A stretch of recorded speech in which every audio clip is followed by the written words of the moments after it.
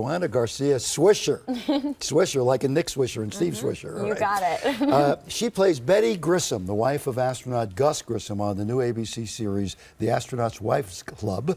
Focuses on the Mercury 7 astronauts' wives and how they're thrust into the spotlight as their husbands make history. Here she is getting some really big news.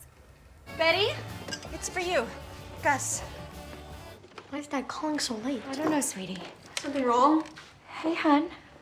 You okay? Gus is going up next. I'm gonna be the second lady of space. Betty. You have to tell me everything. Well, you don't have to. I read the article. It just seemed like the best day of your life. It was, yes. The best. well, yes. First lady of space. Oh, I was the second. Second. Yes. Second. Which I love that Lady Betty of really loved the idea of that. Yeah, and what's special? the history, Gus Grissom had a tragic death. Yeah. Almost had a tragic death the first time that he landed. So the history is really interesting.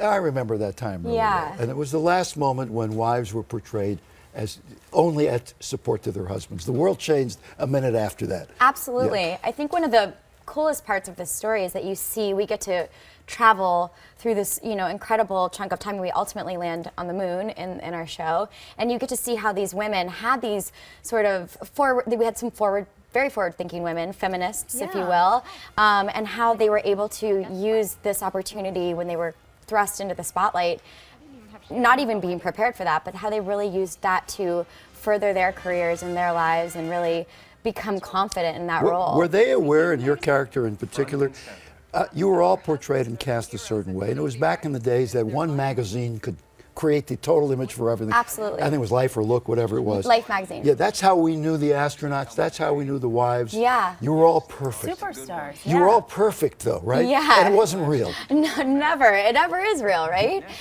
These women had no idea that they were going to be as much a part of the journey into space as they were. Their husbands were not going to be chosen for this particular position had they not had model lives and model homes and the perfect marriages and all of those things that were very important to the world at that time. So they were, they came from very different backgrounds.